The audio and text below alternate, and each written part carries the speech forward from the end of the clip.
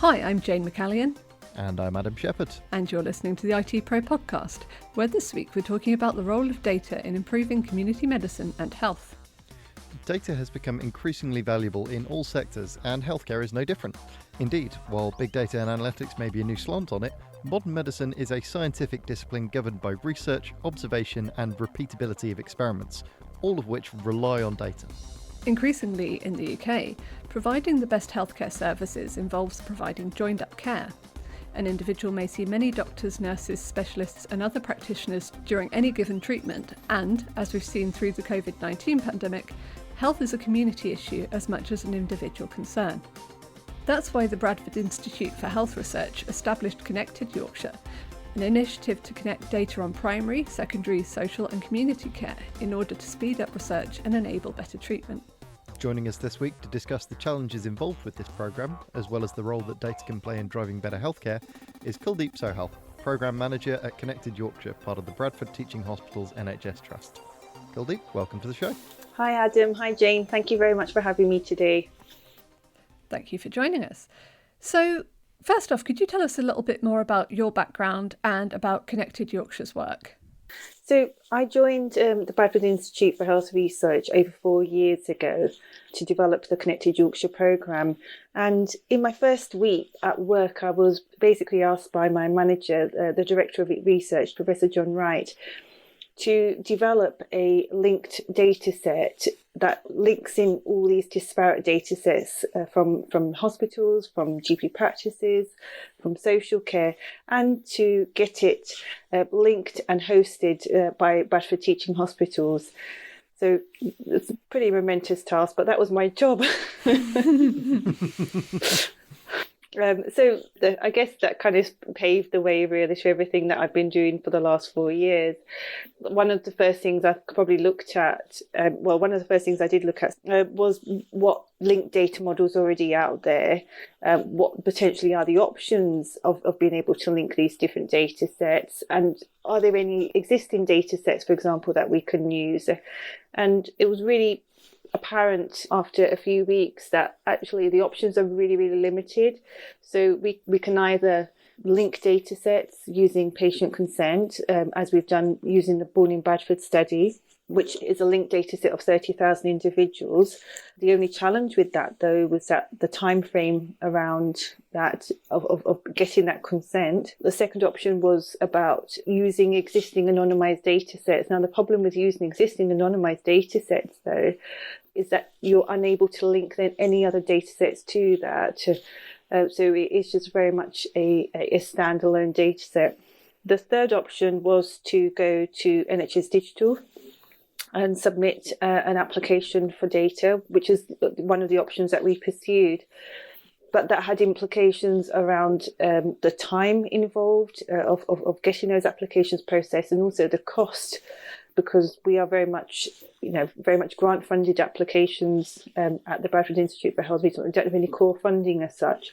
So it had to be something sustainable, which led us down to the fourth option of developing our own database and linking it and getting it hosted by Bradford Teaching Hospitals, which is the option that we chose. So we started off then with a data sharing agreement, drafting a data sharing agreement, and working with our steering group, which is made up of different providers across Bradford and Airedale. So representatives from those different providers and the CCG, we would meet on a regular basis and discuss options on how we could potentially develop this database ourselves. And the data sharing agreement we put together with advice from an independent information governance consultant and developed some patient materials. And we went to the ICO September 4 years ago, so that would be 2016, sorry. Yeah. I've forgotten how time has flown now. So in September 2016, we went to the ICO and discussed the option, the process of how we were going to get the data and link the data so that it could be made available to the programme to support some of the studies that had already cropped up in discussions around improving care pathways. So the ICO were very much in support of the data sharing agreement, which kind of ease a lot of concerns that we had around with people in the steering group, because some of those people in the steering group were GPs. So obviously they had a lot of concerns around, well, are they going to get fined if they were to provide that data to us in the format that we've kind of set out. But definitely that conversation gave us the reassurance that we were good to go. And one of the things actually that the ICO did mention to us at the time was that although we had no plans to make that data available to frontline staff at the time, we very much saw it at the time as a very much secondary use analysis research database. They were very keen for us to add something to that data sharing agreement that enabled us then, if we did find a way to develop a process to make that data available to frontline healthcare professionals. The example that we discussed with them was around childhood obesity. So if, for example, the programme did develop an intervention that did identify children at risk of child obesity, it was about making sure these healthcare professionals, such as your GPs, had access to that information so they could then refer them to the appropriate care pathway. And that was something we didn't really look at. And interestingly, is what actually 4 years later we are looking at how, remodeling the database so that we can make that data available to healthcare professionals.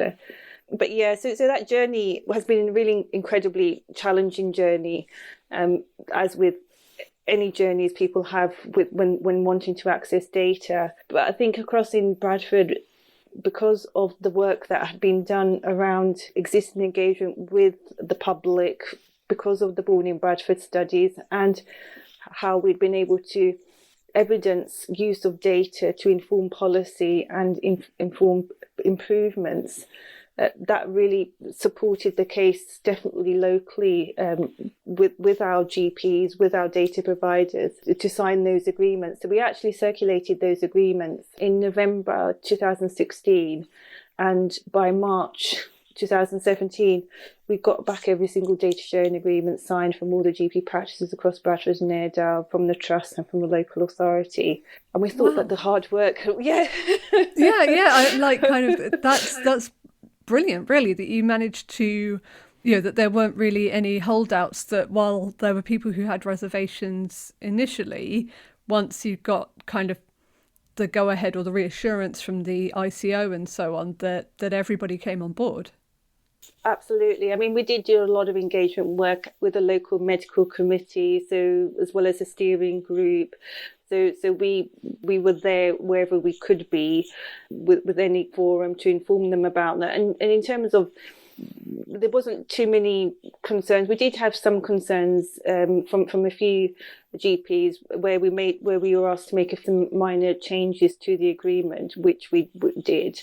But otherwise, essentially, we were really fortunate to be able to get so much support from everybody to make this happen. I'm sure that many people in our audience as well will recognise at least some of the issues that you came up against, or indeed be familiar with. I can't imagine that there's loads of us, or loads of you listening out there who have dealt with GDPR issues and sensitive medical data, and having to build your own stuff, and having to get funding, and having to find somebody to host it. I think you probably, by the sounds of it, sort of within 4 years managed to overcome pretty much all of the big hurdles to any project, and you had to jump over every single one of them. Absolutely. I mean, that was probably one of many hurdles that we overcame. We actually thought that the agreements was actually going to be the hardest point, the hardest thing to do. And this is to link healthcare data. What became apparent, though, was actually getting access to the data. That was actually a lot harder to do.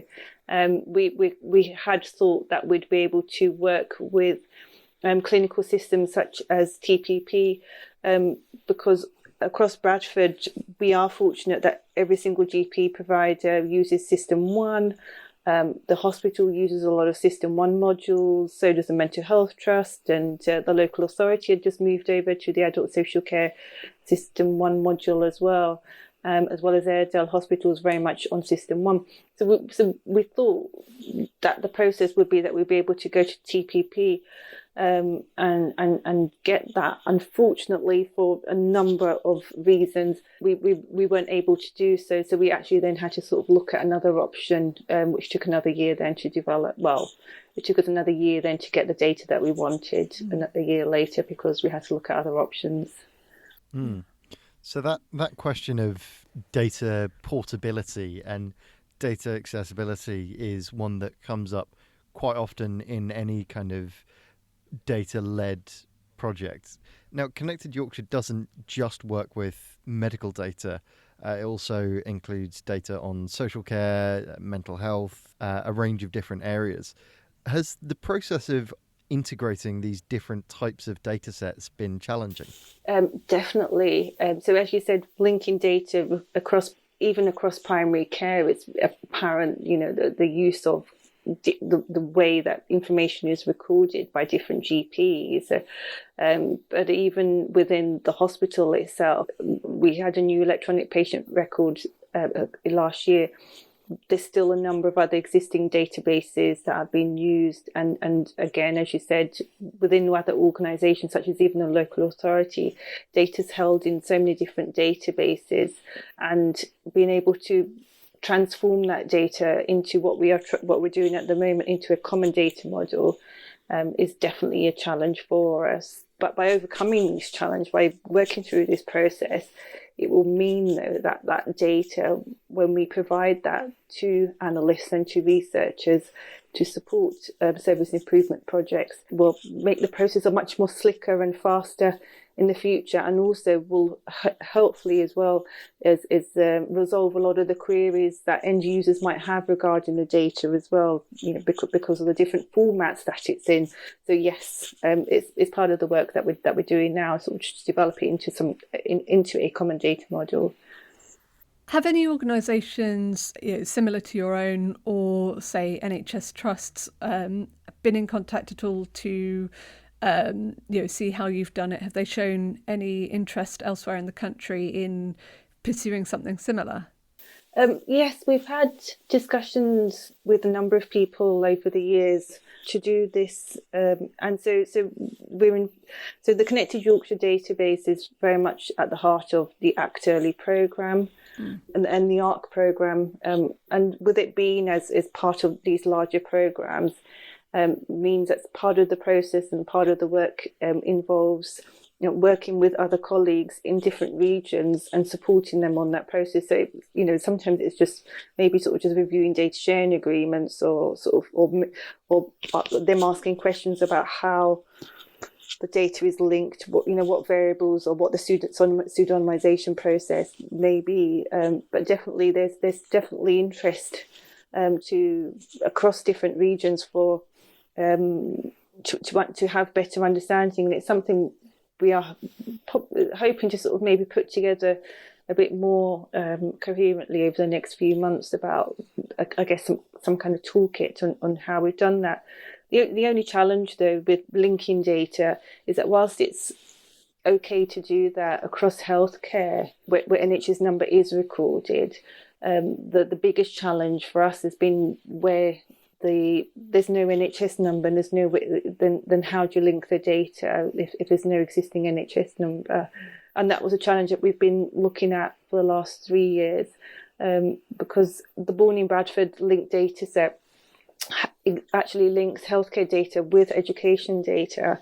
And as part of one of the earlier projects, when I was working on this programme, it was, how does a linked database support outcomes that we're not aware of? So, for example, autism. And it was really apparent from research that was done using the Born in Bradford data that education data can potentially impact healthcare outcomes, and potentially could be used as a predictor of healthcare outcomes. So one of the projects that I've been working on is around the earlier identification of autism using education data. So that kind of drove the way and paved the way for us wanting to be able to say, okay, well, we know that the linked data set that we have for the Born in Bradford participants, about 8,000 individuals, is really useful, and it's already given us these research outcomes. How can we expand that? How can we scale that up so that where if we have more data, more health and education data, well, what else are we missing? What other links can we potentially provide that will then go back and support healthcare organisations and education organisations, but also how can we work in such a way to enable those two types of organisations to work together? Because obviously health kind of do their own thing, schools do their own thing as well. So I submitted an application to the confidentiality advisory group to get approval to link healthcare and education data using patient identifiers. That application probably took about 1.5 years for approval. It took about 1.5 years to get approved, and we'd actually initially had requested linkage with the education data that the local authority had held. However, when we did get the approval from the CAG and the HRA, the Health Research Authority, the local authority, for whatever reasons, we had some technical issues and it wasn't something they could support us on. So we then engaged with the Department for Education, and the Department for Education have their own process of being able to apply for data, being able to apply for the National Pupil Database. So we submitted that application to the Department for Education last year, and that approval came in this year, earlier this year. So to be able to link healthcare and education data for everybody across Bradford where they've got an education data. So we're actually right now in the middle of starting, that process is already underway, and that data is already with the Department for Education for them to be able to match to education records and care records. So yeah, that'd be an exciting cohort of data to transform as well yet afterwards when we get it. We're going to take a quick break now, but when we're back, we'll be talking about how connected data is helping battle against the COVID-19 crisis. See you after the break.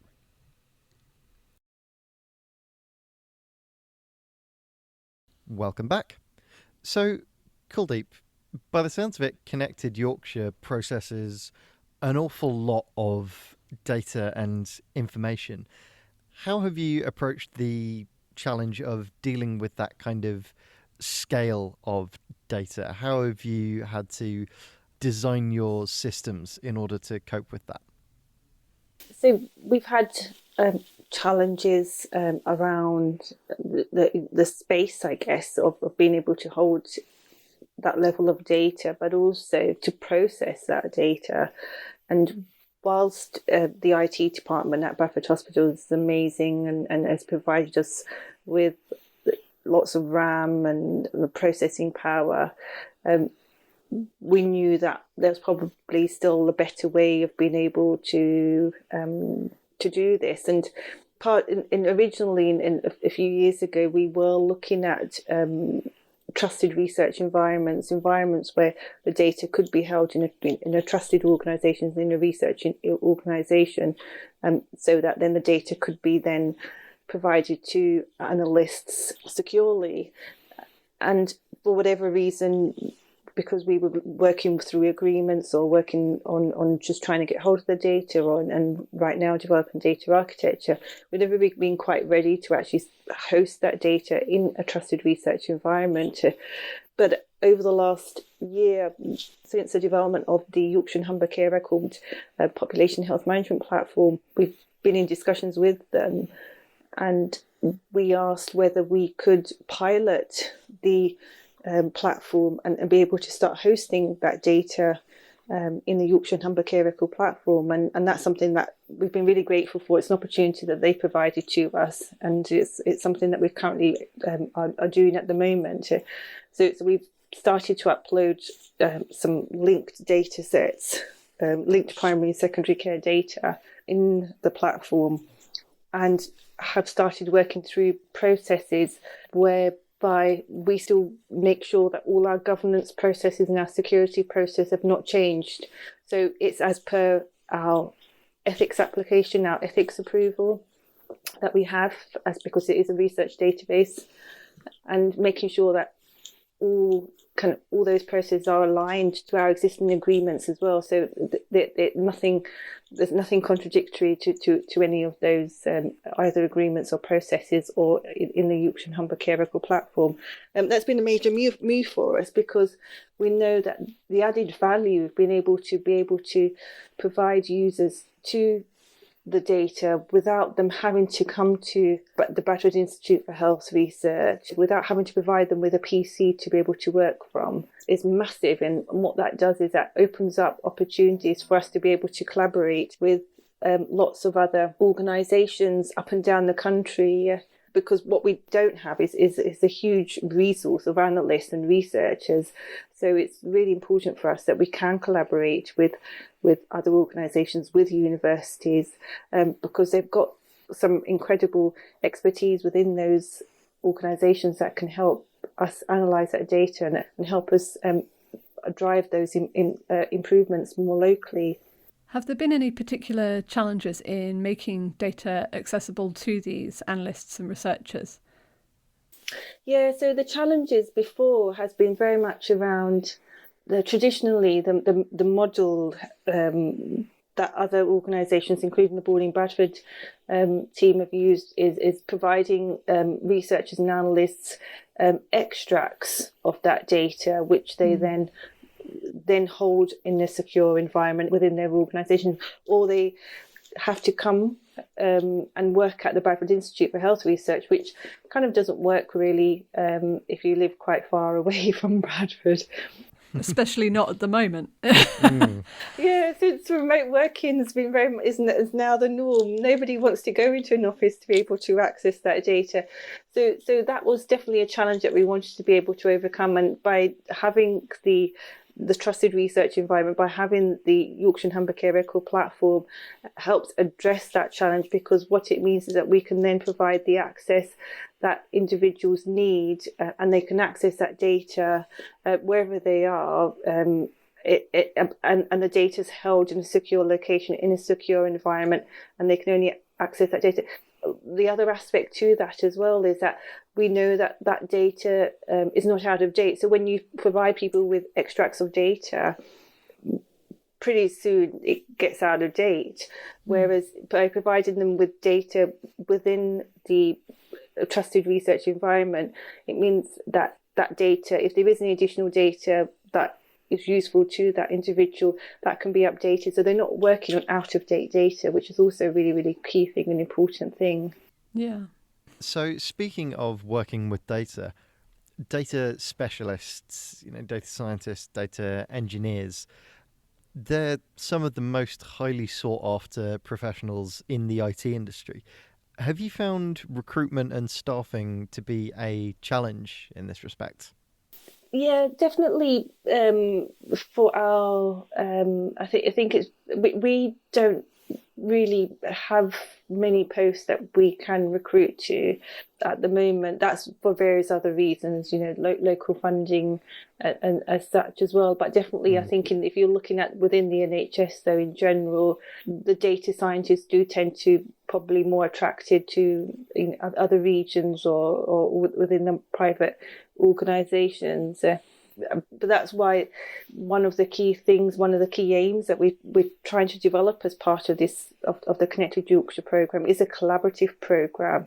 We know we don't have the resources in-house to do the work that we would like to do, but we know that we need to then work with other organisations, work with the University of Leeds, work with those data scientists that are studying there, working there, and develop projects together, to develop collaborative projects together, so that we can utilise their expertise and we have the data. And one of the areas we've seen this happen quite a lot, certainly this year, is the fight against COVID-19. Collaborative research and knowledge sharing has been really vital throughout this whole process. What role has data played in helping to fight the pandemic? Because, of course, the Bradford Institute for Health Research in particular has done some work in this area. Definitely. So we have a scientific advisory group. The BIHR scientific advisory group feeds into the more wider district advisory groups to those gold commands to help use that data to help identify, for example, the vulnerable individuals, but more importantly, not just individuals that are already known to the system, that are already flagged as potentially as vulnerable, but what about those individuals that are hidden and that are at risk of being of vulnerable. So we know that over the last few months, the pandemic has had a major impact on our health, on our well-being, but also our other outcomes as well, such as job opportunities or housing. And now more than ever, data is more needed now than ever before to help identify who those emerging vulnerable people are. Because it's not just a one-off snapshot of our population, it's an emerging population, but also it's when we develop interventions and we are looking at how we can address those issues, we need to be able to address them not just in the short term, but also the long term. So that's why the data is more apparent than ever before, and that's why having access to other data sets outside of healthcare is really crucial, because people's housing has been affected, people have been applying for benefits data, and crime has increased. So all these other different data sets are other data sets that we've explored and have got from the local authority, from West Yorkshire Police, from housing providers across Bradford as well, and we're looking to see how we can integrate these disparate data sets, housing, benefits, into health and care data sets, because so that we actually do get that overall picture of individuals to help fight this battle.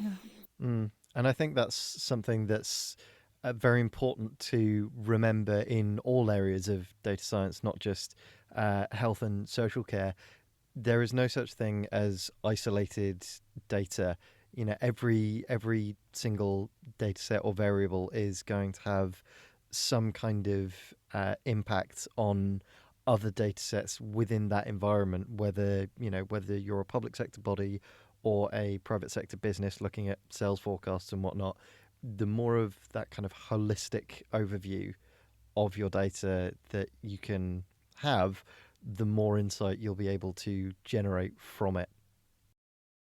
Definitely. And I think there are challenges being able to link those different data sets as well, because only then can you then see what pathway people are on, where they are. So by having it in individual kind of silo data sets isn't really useful either. So Kuldeep, this has been quite a journey for you and for your team. What advice would you have for organisations that are looking to make more use of data based on your experience? I think it's understanding the why they need why they need the data, and so that was always at the forefront of all of our discussions which we have with any data providers, with engagement with the public, and that's why engagement with the public is really, really critical, really, really crucial, and supports any discussions that we may have then with data providers. So I think it's understanding the why, developing the why, and then looking to see then what data sets are already out there that could help answer the why. Because the how is whilst it's a challenge, it is doable. I think we've shown that it can be done. We can do it. It's sometimes not.